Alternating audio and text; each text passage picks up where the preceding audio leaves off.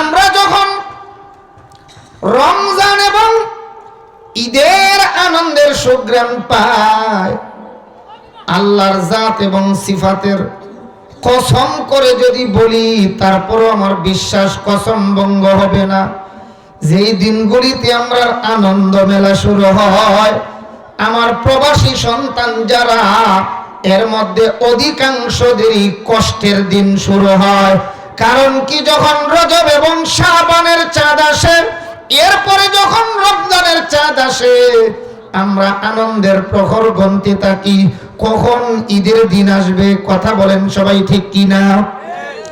আমরা অন্তরে আনন্দের প্রহর গুনি।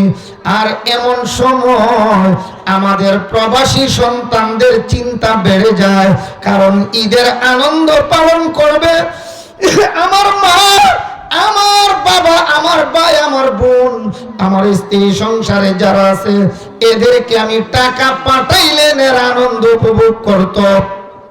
আমাদের যখন আনন্দের মেলা শুরু হয়, তখন তাদের টেনশন বাড়ে।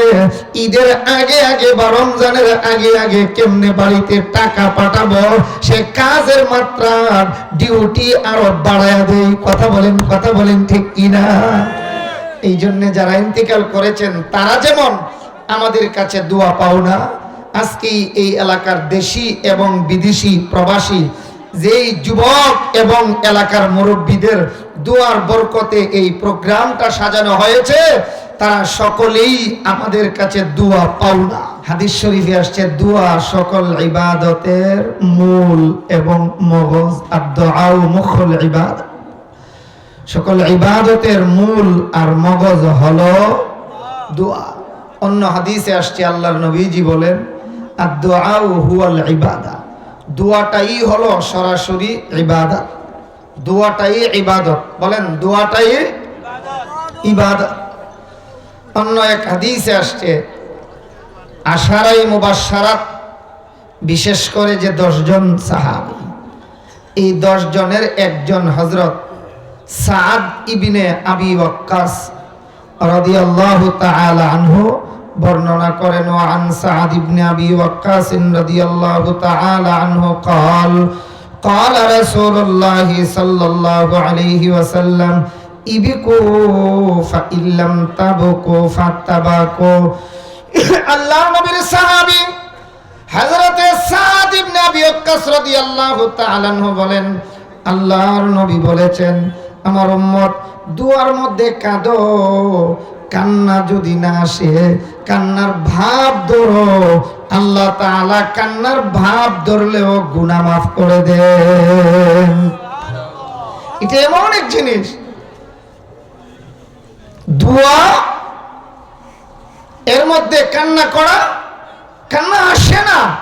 নবী বলেন কান্নার, ভাই সবাই বলেন না, কান্নার ভাব ধরো। কান্নার ভাব ধরলেও আল্লাহ তাআলা গুনাহ মাফ করে দেন। এই হাদিসের ব্যাখ্যায় আল্লাহর এক ওলি বড় সুন্দর করে বলেছেন, দোয়া তো এমন এক জিনিস যে দোয়ার দ্বারা আল্লাহ তাআলা কখনো কখনো তকদীর পর্যন্ত পরিবর্তন করে দেন। অথচ আমরা জানি তকদীর কখনোই পরিবর্তন হয়, বলেন না, তকদীর পরিবর্তন হয়, কিন্তু হাদিসে আসছে দুয়ার দ্বারা কখনো কখনো তাকদীর পরিবর্তন হয়ে যায়। পরিবর্তন হয় না এটাও হাদিস, আবার পরিবর্তন হয়ে যায় সেটাও। তো বলে হুজুর, দুইটা কথা একই ব্যাপারে দুই রকমের হাদিস, তাইলে এই তাআরুজের জবাব কি? আল্লাহর এক ওলি বড় সুন্দর করে জবাব দিয়েছেন, খিরকায়ে তাকদীর কো মুমকিন নাহি করনা রিফো, খিরকায়ে তাকদীর কো মুমকিন নাহি করনা রিফো, সুজনে তদবীর সে গর উম্র বরসি তেরা হো, मायूस ना हो आए अहल ज़मी अपने खता से, तकदीर बदल जाती है मुद्तर की दुआ से। अल्लाह আকবার। আগে তরজমা শুনে এরপরে ব্যাখ্যায় যায়। আল্লাহর এক ওলি একটা দৃষ্টান্তের মাধ্যমে বলেছেন, খিরকায়ে তাকদীর কো মুমকিন নাহি করনা রিফু। তিনি তকদিরকে দৃষ্টান্ত দিয়েছেন একটা চাদর বা একটা কাপড়ের সাথে। আপনাদের মনোযোগ আছে তো? এই একটু জবাব দিয়েন যেখানে জবাব দেওয়া দরকার। তাকদীর শব্দের অর্থ নির্ধারণ করা। বলেন তাকদীর শব্দের অর্থ, মাশাআল্লাহ। আবার বলেন তাকদীর শব্দের অর্থ নির্ধারণ করা। আল্লাহর পক্ষ থেকে কে কোথায় কখন যাবে, কি খাবে, কখন ইন্তিকাল করবে, এই যে সব কিছু নির্ধারণ করা হয়েছে, এই নির্ধারণ করাকে শরীয়তের পরিভাষায় তাকদীর বলা হয়। পাইলাম আমরা তাকদীরের সংজ্ঞা, পরিচিতি। এবারে যে বলা হলো তাকদীর দুয়ার দ্বারা কখনো কখনো পরিবর্তন হয়ে যায়। আল্লাহর ওলি ব্যাখ্যায় বলেন, একটু মনোযোগ দিয়ে শুনলেন, খিরকায়ে তাকদীর কো মুমকিন নাহি করনা রিফু। রিফু বুঝেননি? রিফু মানে এক উন্নত মানের সেলাইকে বলা হয়। যেমন এখান থেকে এখান পর্যন্ত আমার এই জুব্বার হাতটা যদি ছিঁড়ে যায়, লম্বা সেলাই করতে এখান থেকে এখান পর্যন্ত বড় জোর 20 টাকা লাগতে পারে। কথা বলেন ঠিক কিনা? কিন্তু এখানে যদি একটা ছিদ্র হইয়া যায়, এই ছিদ্রটা যদি সেলাইয়ের মাধ্যমে বন্ধ করতে হয়, এইটা লম্বা সেলাই হবে না, নরমাল সেলাই হবে না।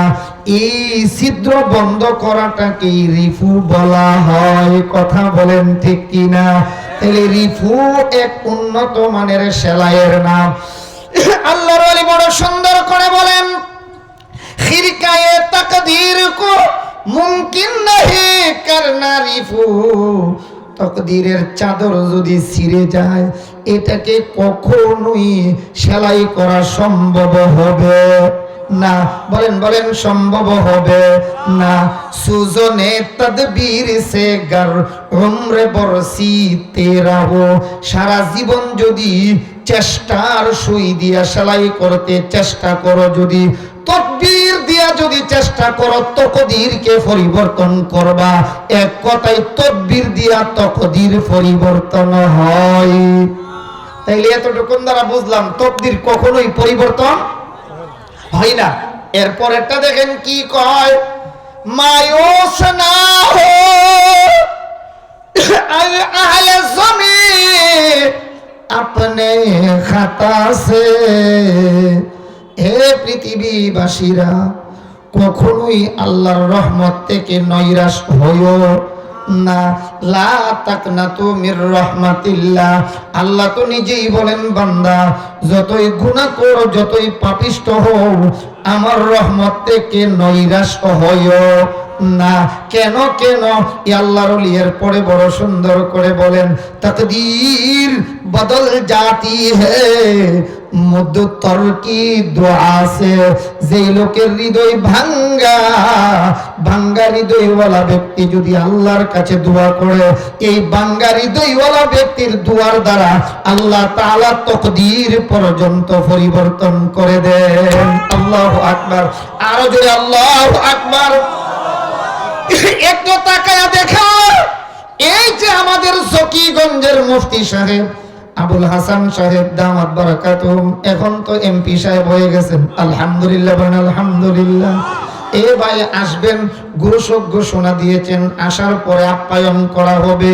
উনিও জানেন না এখানে এসে কি খাবেন না খাবেন। কথা কোন ঠিক কিনা? উনি কি জানেন? জানেন না। আর এখন তো এমপি, এইটা না বাদে দিলাম, এর আগে যখন মাওলানা মুফতি আবুল হাসান জকিগঞ্জি ছিলেন, একজন সাধারণ বক্তা, মসজিদের ইমাম, মাদ্রাসার শাইখুল হাদিস। কথা বলেন ঠিক কিনা? তখনও তো আসলে আপনারা আমরা অনেক আপ্যায়ন করেছি। তাকদীরে থাকলে দুপুরেও খাই, রাত্রেও খায়। আবার দেখা যায় মাগরিবের পরে এক মাহফিলে বিরিয়ানি বাজার খাই আসলাম, আবার এখানে আসার পরে কর্তৃপক্ষের অনুরোধে খাওয়া লাগছে। তাইলে আজকে রাত্রে খাইলাম আমি কয়বার? এ তো আসতে কোন কে? আরো জোরে কোন কয়বার? থেকে লেখা আর আমার আল্লাহর পক্ষ থেকে যদি লেখা না হয়, নিজের হাতে দুপুরবেলা গরুর গোশত রান্না করছে, এরপর আল্লাহ কই না না, তুই যত বড় জালিম পাষণ্ড, দুপুরবেলা নিজের হাতে রান্নাকৃত গোশত খাইবার সময় সুযোগও আমি আল্লাহই দিতাম না। কথা কোন ঠিক কিনা? তকদির বলেন, বলেন কি? আর আস্তে কই মামলা হইতে পারে, তো আস্তে আস্তে এত জোরে কোন কি এটা? আবার কোন কি এটা? আমরা সবাই আল্লাহর কাছে দোয়াও করতাম আর বলতাম, আল্লাহ আমরা যে জুলুমের শিকার 15 থেকে 17 বছর ধইরা, আল্লাহ জালিমের পদত্যাগ চাই, পদত্যাগ। বলেন আমরা কি চাইছিলাম? পদত্যাগ। আবার কোন আমরা চাইছিলাম পদত্যাগ। আল্লাহ কই না না না, যত আলেমরে মারছে আর যত জুলুম করছে তোরা কোস পদত্যাগ, আমি আল্লাহ কই দেশ ত্যাগ। জোরে কোন ঠিক কিনা? তকদির বলেন কি? মনে রাখতে হবে, আল্লাহ নামাইবার বেলায় যেমন তকদির, আবার কাউকে যখন বসান এইটাও কিন্তু লেখা কার পক্ষ থেকে? আল্লাহ জালিমকে জুতার মালা পড়াইয়া, জুতা দিয়া বাইরাইয়া নামাইতেও পারেন, আবার আলিমকে আল্লাহ বসাইতে পারেন। কিন্তু আবার যদি নব্য স্বৈরাচারী তৈরি হয়, আমার আল্লাহ কিন্তু আবার ডাবল জুতা দিয়া বাইরাইয়া নামাইতে পারেন। কথা বলেন ঠিক কিনা? এই জন্য আগের স্বৈরাচার থেকে আমরা বর্তমান যারা ক্ষমতায় যাচ্ছি, আমাদেরও শিক্ষা গ্রহণ করা দরকার। ঠিক দিয়ে আস্তে আস্তে সবাই বলেন ঠিক কিনা? জনগণ আমার দল, জনগণ আমার বল, জনগণ সকল ক্ষমতার উৎস। কে? আবার বলেন। আরে আমি তো আমার হাতের মালিক হই না, আমি তো আমার নাকের মালিক না, আমি তো আমার চোখের মালিক না, আমি তো আমার কানের মালিক হই না, আমি তো আমার পায়েরও মালিক না। এই সব কিছুর মালিকই তো হলেন মাশাআল্লাহ। এই তো আপনাদের আওয়াজটা এতক্ষণে সঠিক হতে যাচ্ছে। বলেন সবগুলির মালিক কে? তাহলে একটু বুঝা জবাব দিয়েন। এখন একটু নেগেটিভ পজিটিভ খেয়াল করে জবাব দিয়েন। আপনাদের এলাকায় অন্ধ মানুষ আছে? দেখছেন জীবনে অন্ধ মানুষ? কেন অন্ধ? লোকটার চোখ নাই। হ্যাঁ মাশাআল্লাহ, কোন চোখ আছে কিন্তু চোখে দেখে না। বলেন অন্ধ কেন? চোখ নাই। হ্যাঁ এইটা একটু বলতেন, আমার সাথে একটু বলতে হবে। বলেন অন্ধ কেন? চোখ নাই না চোখ আছে? যেই লোকটা কানে শুনে না, শুদ্ধ বাংলায় তাকে বলা হয় বধির। বধির কেন? লোকটার কান নাই। হ্যাঁ কান আছে। আচ্ছা তাহলে আছে কিনা খালি এটা কইেন। আমাদের এলাকায় বোবা লোক আসেনি, বোবা, যে লোকটা কথা বলতে পারে না। কেন কথা বলতে পারে না? তার জিহ্বা নাই। জিহ্বা আছে। আচ্ছা এমন লোক আসেনি আমাদের এলাকায়, যে লোকটাকে যদি বলি বাবা ওই পানির গ্লাসটা বা ওই যে কদুটা দেখা যায়, কদুটা একটু আমার কাছে দেন, এই লোকটা বলবে বাজান আমি ধরতে পারি না, কারণ আমার প্যারালাইসিস, আমার হাত খালি কাঁপে। ওই যে লোকটা ধরতে পারে না, কারণ কি? তার আত নাই। আত আছে। এই তো বুঝে উঠছেন মাশাআল্লাহ, আলহামদুলিল্লাহ। জোরে কোন।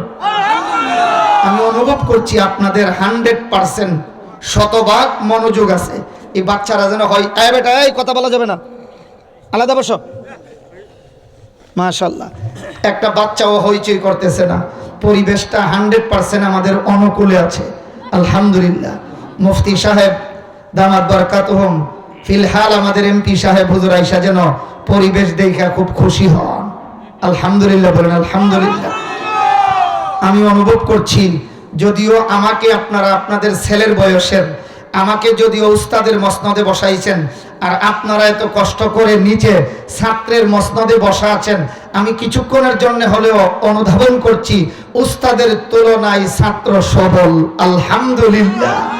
আমি বলার আগেই আপনারা বুঝে ফেলেন, এই জন্য আমার কাছে আনন্দ লাগতেছে। আশা করি মুফতি সাহেব এমপি সাহেব আসার আগ পর্যন্ত আমাদের আলোচনা চলবে ইনশাআল্লাহ। তাহলে আরেকটু খেয়াল করে জবাব দেব।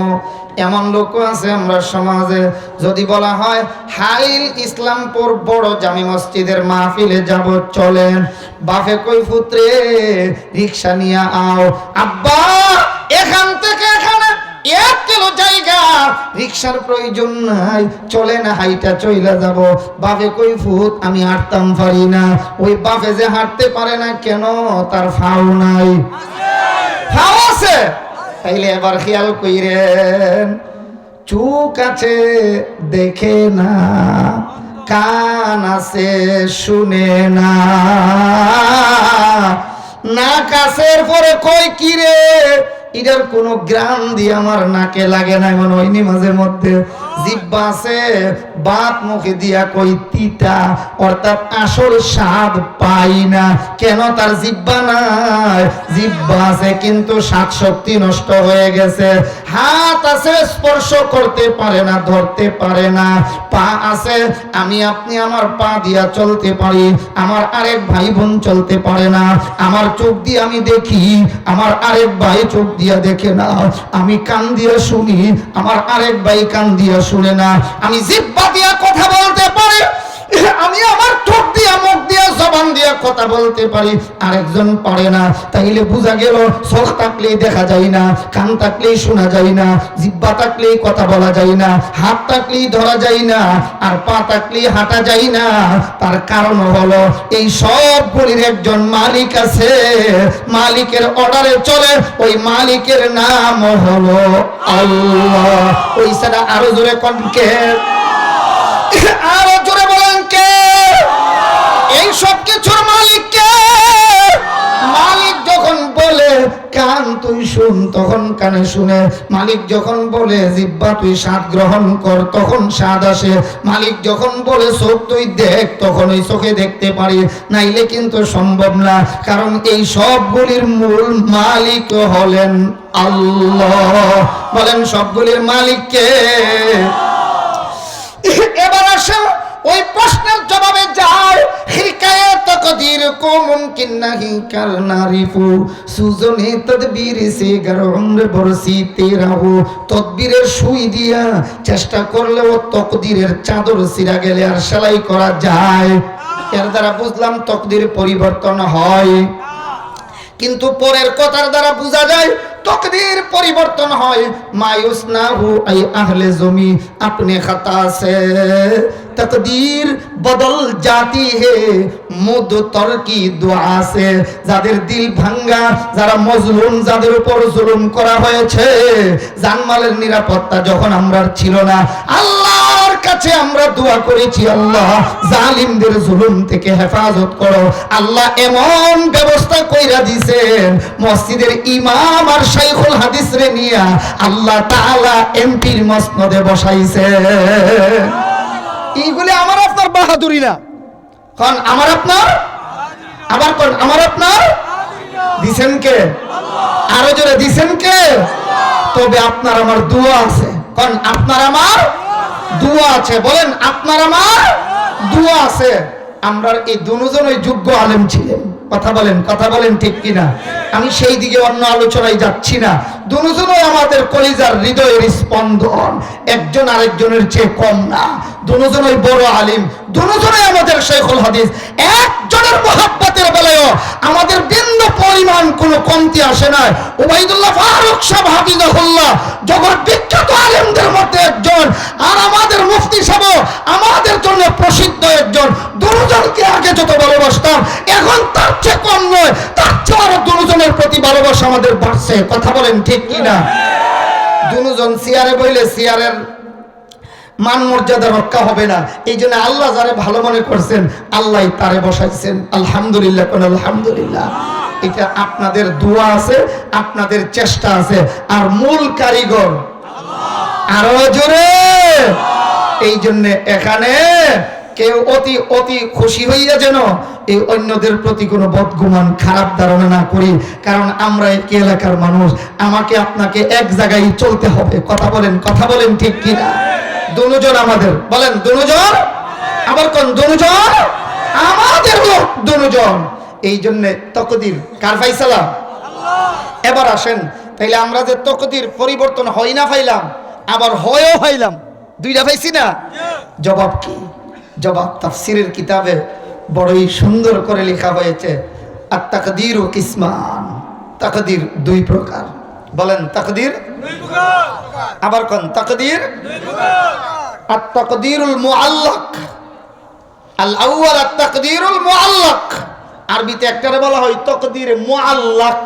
মুআল্লাক শব্দের সহজ বাংলা লটকানো।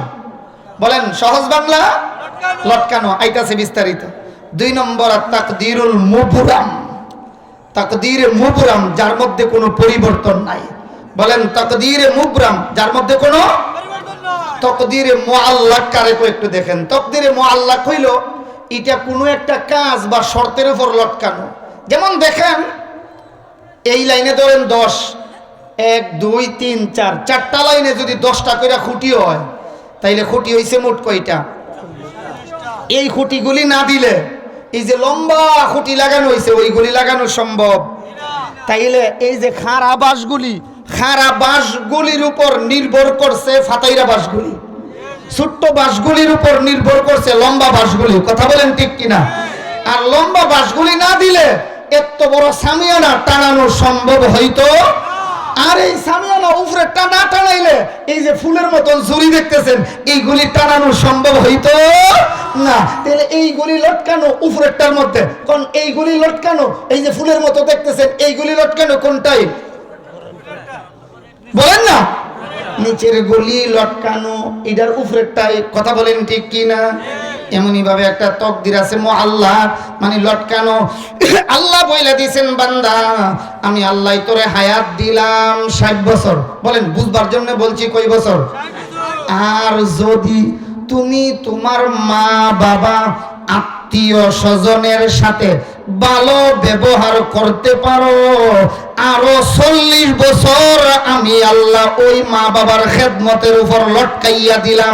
খেদমত যদি করো আরো 40 এড হবে, খেদমত না করলে 60, আর মা বাবা আত্মীয় স্বজনের খেদমত করলে আরো 40 লটকাইয়া দিলাম, তখন তোমার বয়স হবে 100।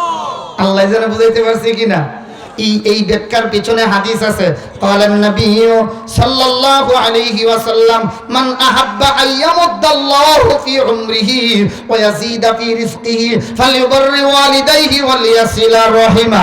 আল্লাহর নবী কয় আমার উম্মতের যুবকেরা, তোমরা যারা নিজের হায়াত বাড়াইতে চাও, মান আহাব্বা আইয়ামুদ্দাল্লাহু ফি উমরিহি, কেউ যদি নিজের জীবনের হায়াত বাড়াইতে চাও, ওয়া ইয়াজিদা ফি রিজকিহি, আর যদি তোমার রিজিক বাড়াইতে চাও, তাইলে দুই কাজ করবা। এক নম্বরের কাজ হলো মা বাবার সাথে ভালো ব্যবহার করবা, আর দুই নম্বরে হলো আত্মীয় স্বজনের সাথে আত্মীয়তার বন্ধন বজায় রাখবা। সুবহানাল্লাহ।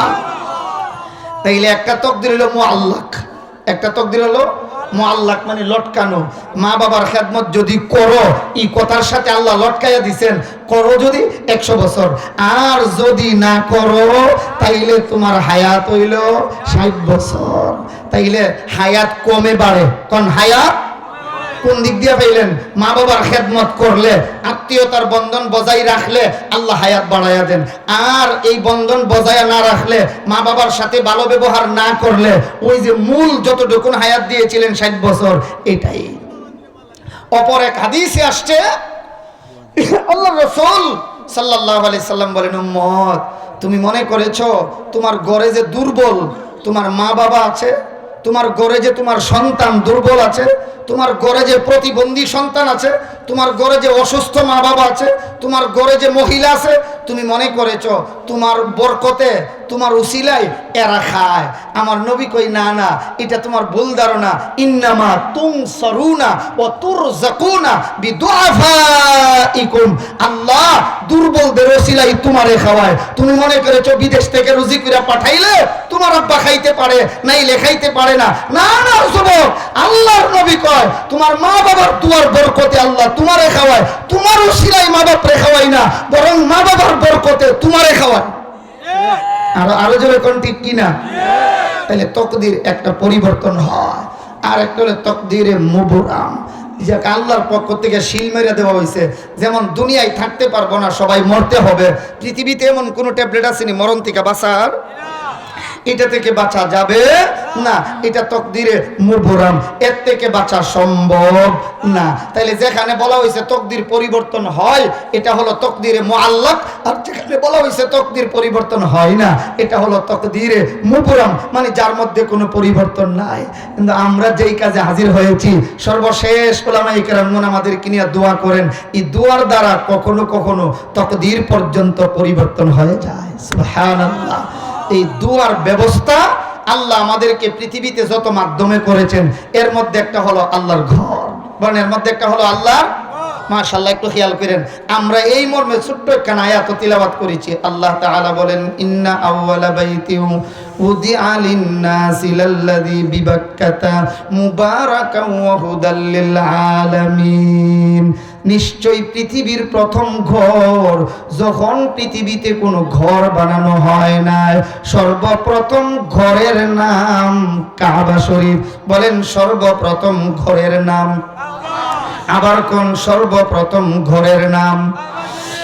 আল্লাহর হাবিব এক হাদিসে বলেন, উম্মত শুনে রাখো, এই পৃথিবীতে যত মসজিদ আছে, সবগুলি মসজিদকে আমার আল্লাহ ইউজাম্মা বাযুহু বাযা, রেলগাড়ির ডাব্বা বগি যেমন লাগাইয়া দেওয়া হয়, বুঝতেছেন তো কথা, একটা না একটার সাথে এইভাবে জোড়া দেওয়া হয়, এমনই ভাবে পৃথিবীর সবগুলি মসজিদ, হাইল ইসলামপুর বড় জামে মসজিদ সহ যত মসজিদ আছে পৃথিবীতে, সবগুলি মসজিদকে আল্লাহ ডাব্বার মতো এইভাবে লাগাইয়া দেবেন, সবগুলি হবে বগি বা ডাব্বা, আর ইঞ্জিন বানাবে আমার আল্লাহ খানায়ে কাবাকে। সুবহানাল্লাহ। ওই কাবা শরীফ যেদিন ইঞ্জিন হইয়া রেল গাড়ির মতো পৃথিবীর সবগুলি মসজিদে ডাব্বা বানাইয়া বগি বানাইয়া টাইনা টাইনা জান্নাতে নিয়ে যাবে, ওই দিন ওই রেলগাড়ির প্যাসেঞ্জার বা যাত্রী হবে কারা? আমার নবী কয়, নামাজ পড়ছিল যারা, মসজিদের খেদমত করছিল যারা। সুবহানাল্লাহ। আল্লাহর ঘর সর্বপ্রথম আমার আল্লাহ ফেরেশতাদের দ্বারা বানাইছেন। বলেন সর্বপ্রথম কার দ্বারা বানাইছেন? একটু খেয়াল করেন, তাফসীরের কিতাবে উল্লেখ করা হয়, বানা বাইতা রাব্বিল আরশি আশরুন ফাখুযুহুম মালাইকাতুল্লাহিল কিরাম ফাআদম ফাশীসু ওয়া ইব্রাহিম সুম্মা আমালিকা কুসাই ওয়া কুরাইশুন ক্বাবলা হাযাইন জুরহামুন ওয়া আব্দুল্লাহ ইবনে জুবাইর বানা কাযা ওয়া বানাল হাজ্জাজু ওয়া হাযা মুতাম্মিমুন। আল্লাহু আকবার। আমার দিকে তাকায়েন, তাইলে এই কথাটা বুঝতে একটু সহজ হবে, আমার অঙ্গভঙ্গির মাধ্যমে বুঝতে সহজ হবে। আল্লাহর কলি বড় সুন্দর করে লিখেছেন। এক বর্ণনা মতে কাবা শরীফ এই পর্যন্ত মোট নির্মাণ করা হয়েছে 10 বার। বলেন কয়বার? আর একটু আসতে বলেন কয়বার? আরো জোরে সবাই মিলে কয়বার? বানা বাইতা রাব্বিল আরশি আশরুন ফাখুযুহুম মালাইকাতুল্লাহিল কিরাম ফাআদম ফাশীসু ওয়া ইব্রাহিম সুম্মা আমালিকা কুসাই ওয়া কুরাইশুন ক্বাবলা হাযাইন জুরহামুন ওয়া আব্দুল্লাহ ইবনে জুবাইর বানা কাযা ওয়া বানাল হাজ্জাজু ওয়া হাযা মুতাম্মিমুন। এক নম্বরে মালাইকাতুল্লাহিল কিরাম, আল্লাহর নূরের তৈরি সম্মানিত ফেরেশতাদের দ্বারা আল্লাহ তাআলা আল্লাহর ঘর সর্বপ্রথম নির্মাণ করিয়েছেন। মাত্র 3 জনে কইছে সুবহানাল্লাহ, সবাই কোন সুবহানাল্লাহ। কেমনে ফেরেশতাদের দ্বারা বানাইলেন বলবো ইনশাআল্লাহ। আগে 10টা নাম একটু শুইনা নেই। মালাইকাতুল্লাহিল কিরাম ফাআদম, 2 নাম্বার সিরিয়াল, আদম আলাইহিস সালামের দ্বারা আল্লাহর ঘর আল্লাহ নির্মাণ করাইছেন। ফাশীসু ওয়া ইব্রাহিম, 3 নম্বরে আল্লাহর পয়গম্বর শীস আলাইহিস সালাম। 4 নম্বরে আল্লাহর পয়গম্বর একজন জালিলুল কদর পয়গম্বর ইব্রাহিম আলাইহিস সালাম। সুম্মা আমালিকা, আমালিকা একটা বংশের নাম। আমালিকা গোত্রের লোকদের দ্বারা কত নম্বর গেল? কুসাই ওয়া কুরাইশুন ক্বাবলা হাযাইন জুরহামুন, কুসাই আর কুরাইশ এর আগে জুরহাম গোত্র, তাইলে 6 নম্বরে জুরহাম, 7 নম্বরে কুসাই, 8 নম্বরে কুরাইশ, তাইলে কত হইল? আবার কোন আর বাকি আছে কত? ও আব্দুল্লাহ ইবনে জুবাইর বানা কাজা। 9 নম্বরে আল্লাহর নবীজির একজন বিশিষ্ট সাহাবী আব্দুল্লাহ ইবনে জুবাইর রাদিয়াল্লাহু তাআলা আনহুর দ্বারা আল্লাহ তাআলা আল্লাহর ঘর নির্মাণ করাইলেন। কত গেল? 9। 10 নম্বরে একজন পৃথিবীর বিখ্যাত জালিম বাদশা ছিল হাজ্জাজ বিন ইউসুফ। ওয়াবানাল হাজ্জাজ ওয়া হাদা মুতাম্মিমুন। সর্বশেষ আমার আল্লাহ হাজ্জাজ বিন ইউসুফের মতো জালিম বাদশার দ্বারা আল্লাহর ঘর আল্লাহ নির্মাণ করাইয়া দেখায়া দিয়েছেন। শুধু হাজ্জাজ বিন ইউসুফ কেন, আমি আল্লাহ তো ইচ্ছা করলে দ্বীনের খেদমত বালা মশাও না ল্যাংরা মশা দিয়াও নিতাম।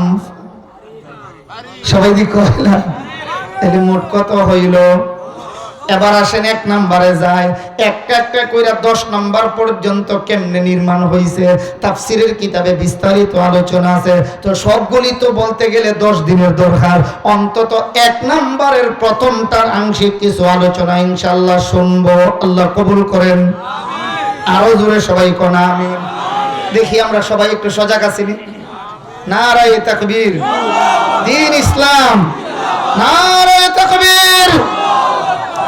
1 নম্বরে ফেরেশতা বলেন, 1 নম্বরে ফেরেশতাদের দ্বারা কেমনে হইল একটু খেয়াল করবেন।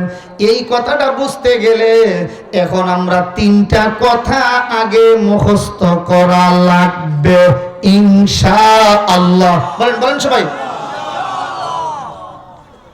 আমি বলার দ্বারা আপনাদের সামনে আমারও মুখস্থ হইতেছে, আশা করি আপনাদেরও মুখস্থ হবে ইনশাআল্লাহ। আমি ক্লাস মনে করি ক্লাস। আমি খালি দুমসে টাইম না গেলাম গা, আর আমার ছাত্র কিচ্ছু বুঝলো না। বাইক গেলে বউজি গাইব, হুজুরে দেখছি মসজিদের ইতিহাস কইছে, কিতা কইছে, ও জিও ওয়াজ করছে, কিতা কইছে বুঝলে গেছি গা, বুঝলে গেছি গা। এমন যেন না হয়, একটু মুখস্থ করে যাবো ইনশাআল্লাহ, যেন আমল করতে পারি। আল্লাহর ঘরের প্রতি যেন আমার আপনার ইজ্জত সম্মান আজমত গুরুত্ব যেন আরো বাড়ে। আল্লাহ তৌফিক দান করেন। সবাই বলি আমিন। একটু খেয়াল করি না, এতক্ষণ তো খেয়াল করছেন, ওই আর একটু খেয়াল বাড়াইতে হবে। তাফসীরের কিতাবে লেখা হয় এই আয়াতের ব্যাখ্যায়, ইন্না আউওয়ালা বাইতি উদিআ লিন-নাস লাল্লাযী বিবাক্কাতা মুবারাকান ওয়া হুদাল লিল আলামিন।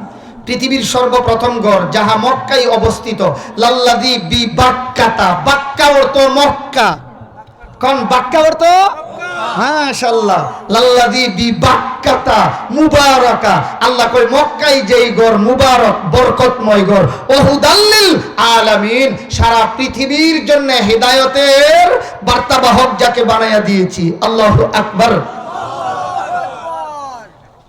পৃথিবীর সর্বপ্রথম অধিবাসীর নাম জিন জাতি। কারণ আল্লাহ পৃথিবীতে সর্বপ্রথম যেই জাতিরে পাঠাইছেন বানাইছেন এদের নাম আবার কোন? এই জন্য দেখবেন কোরআনে যত জায়গায় জিন আর ইনসান একসাথে আছে, এর মধ্যে প্রথম জিনের নাম ওমা খালাকাতুল জিন্না ওয়াল ইনসা ইল্লা লিয়াবুদুন।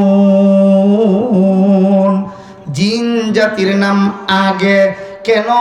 আল্লাহ বানাইছে ও তাদেরকে আমরার আগে। একটু খেয়াল করেন, জিন জাতি যখন আমার আল্লাহ দুনিয়াতে পাঠালেন, এই মসজিদ কেমনে ফাইলাম, কেন ফাইলাম একটু খেয়াল করেন।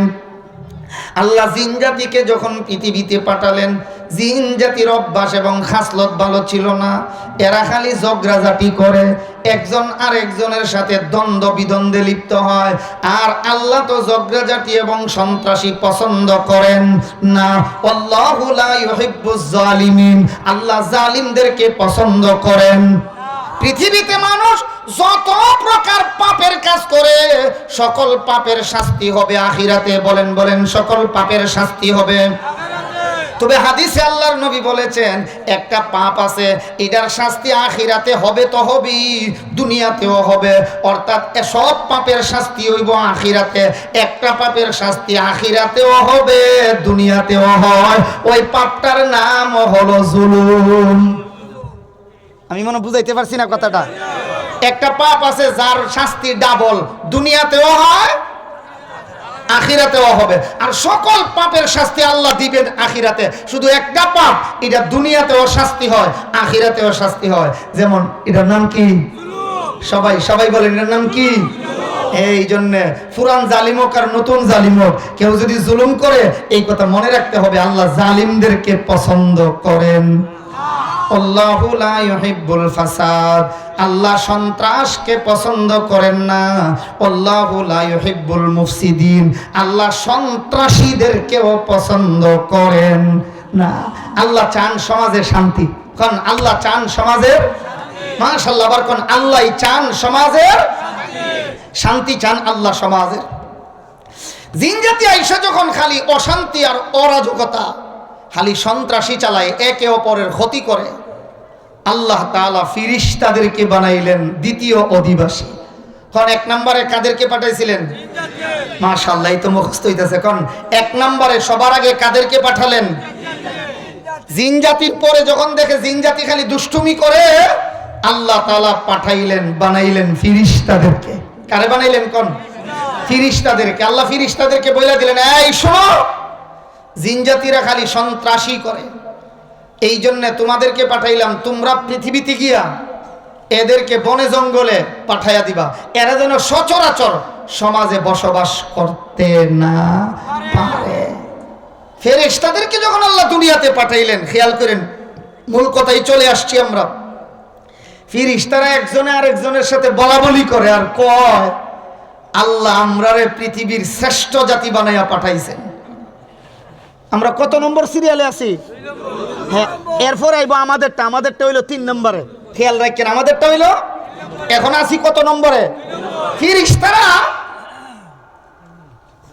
একজন আরেকজনের কয়, আল্লাহ আমরারে শ্রেষ্ঠ জাতি বানাইয়া পাঠাইছেন, কারণ এরা দুষ্টামি করে, এদেরকে সুজা করবার জন্য পাঠাইছে আমরারে।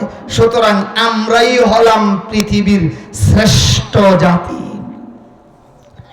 আল্লাহ তাআলা বলেন, ফেরেশতারা, না না না, তোমরা যে দাবি করেছো এই দাবি নিছক ভুল, নিতান্তই ভুল। তোমরা দাবি সঠিক নয়, মুনাসিব নয়, তোমরা অসঙ্গত দাবি করেছো। আমি আল্লাহ তোমরা চেয়েও শ্রেষ্ঠ এক জাতি পৃথিবীতে পাঠাবো। ও আল্লাহ, ওই জাতি আবার কারা? আল্লাহ কই, ওই জাতি হলো আদম সন্তান। ওয়ালাকাদ কাররামনা বানি আদম, এই পৃথিবীতে আল্লাহ সবচেয়ে বেশি সম্মানী বানাইছেন আদম সন্তানকে। সুবহানাল্লাহ। আয় আল্লাহ, তাই নাকি? বলে হ্যাঁ, ফেরেশতারা তোমরার চেয়েও শ্রেষ্ঠ। আল্লাহু আকবার বলেন। এখন একটা প্রশ্ন খেয়াল করবেন, ফেরেশতারা খায় না, ফেরেশতারা ঘুমায় না, আল্লাহ যারে যেই দায়িত্ব দিয়েছেন সেই দায়িত্ব পালন করেন। একটু খেয়াল করবেন, 1-2টা হাদিস শোনাবো।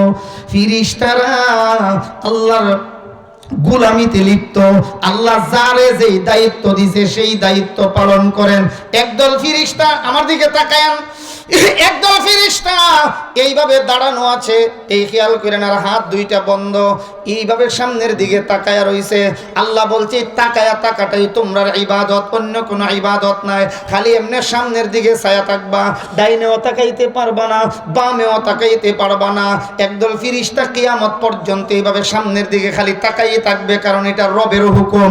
একদল ফেরেশতা রুকু অবস্থায় আছে, রুকু অবস্থায় কিয়ামত পর্যন্ত রুকুর হালতে থাকবেন। একদল ফেরেশতা সিজদারত অবস্থায় আছেন, আল্লাহর তাসবিহ পড়তেছে, কিয়ামত পর্যন্ত এই অবস্থায় থাকবেন। অন্য এক হাদিসে আসছে, আল্লাহর নবী বলেন, সুবহানা মান যায়্যানার রিজালা বিল লুহা ওয়ান নিসা বিল কুরুনি ওয়াদ দাওয়াইব।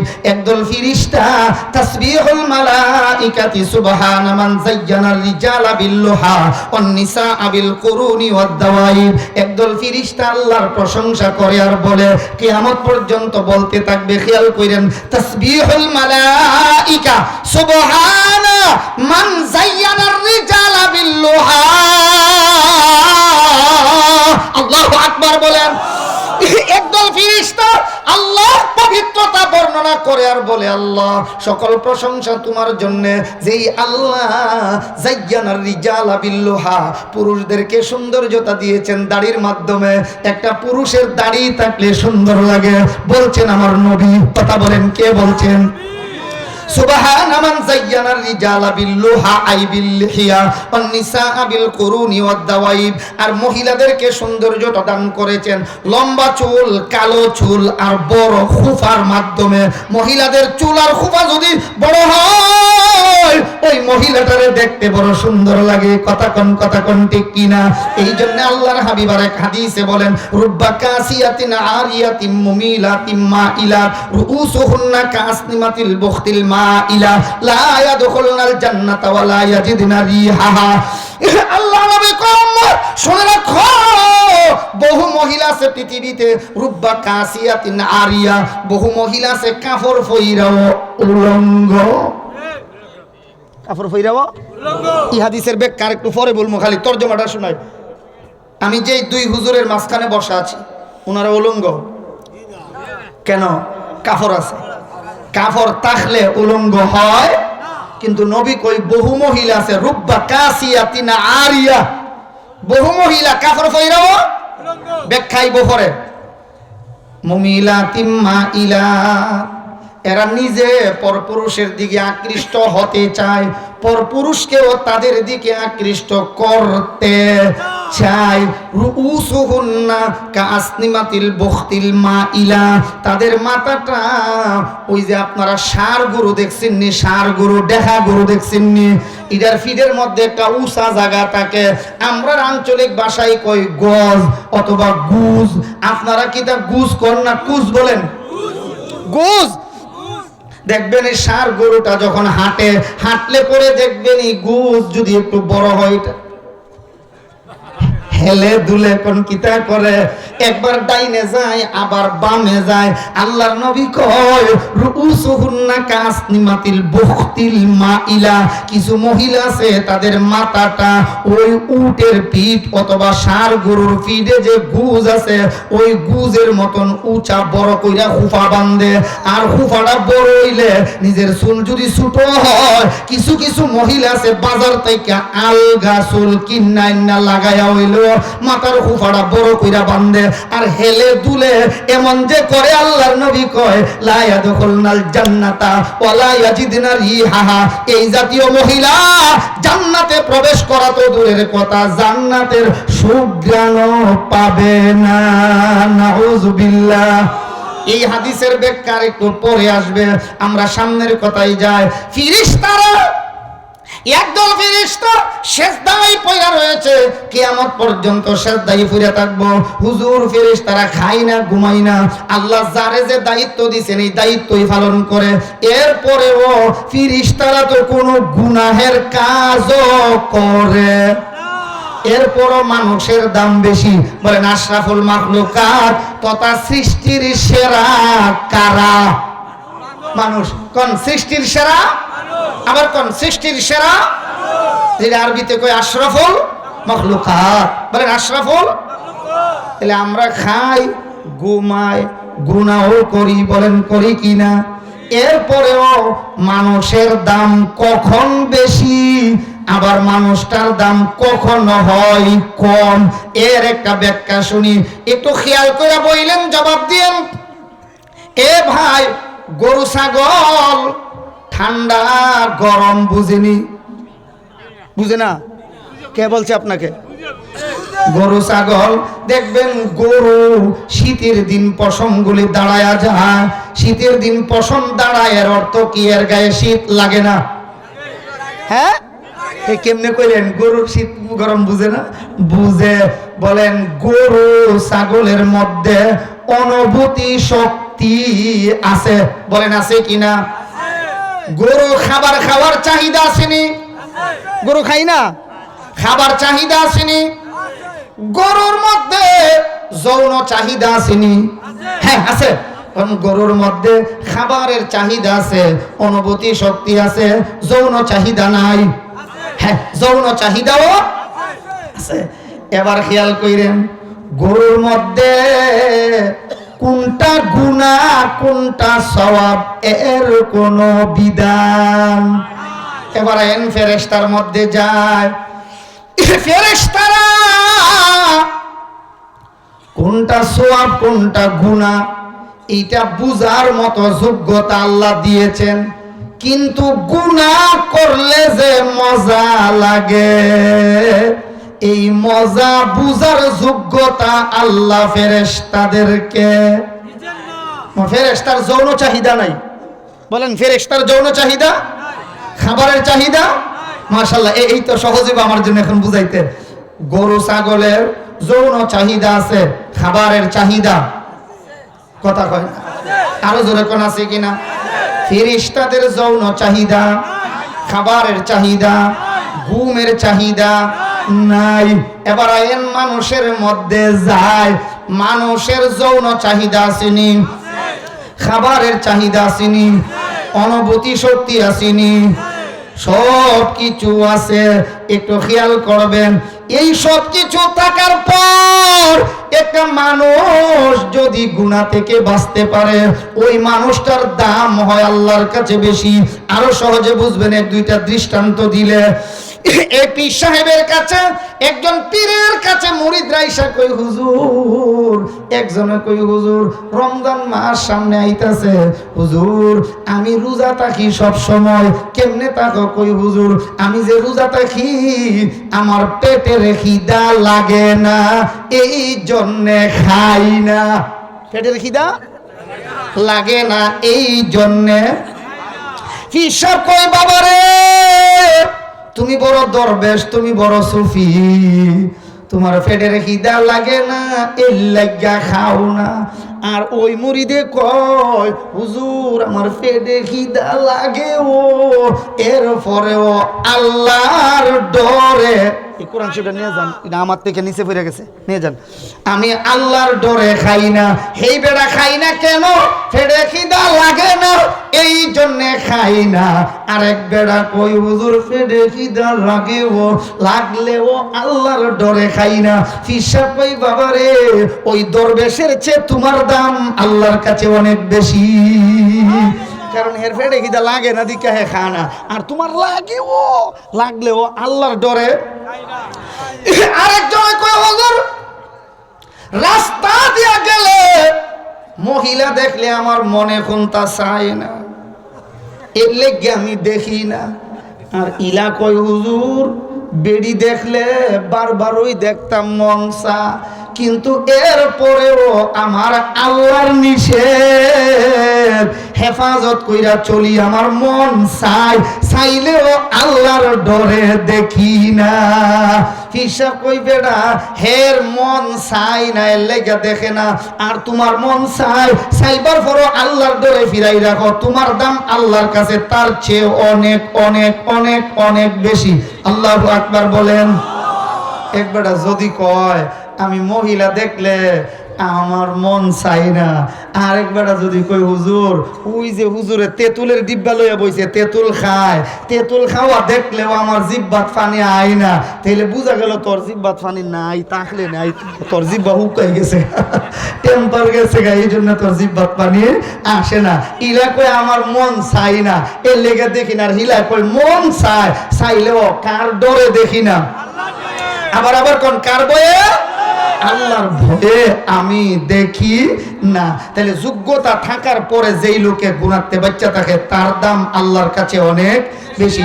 মানুষের গুনাহ করার যোগ্যতা আছে, গুনাহ করলে যে কি মজা লাগে আমরা টের পাই না। ফজর নামাজ ছাইরা দিয়া শুয়ে থাকলে আরাম লাগে না, কথা কয় না, মজা লাগে না। কিন্তু মজার পাশাপাশি আমি চিন্তা করি আমার যে হবে সাজা, এই জন্য মজা বাদ দিয়ে ওই আমি মসজিদে নামাজ পড়ি, কথা বলেন ঠিক কিনা? মজা বাদ দিয়ে ওই আমি ঘুম বাদ দিয়ে গিয়ে আমরা নামাজ পড়ি। কেন?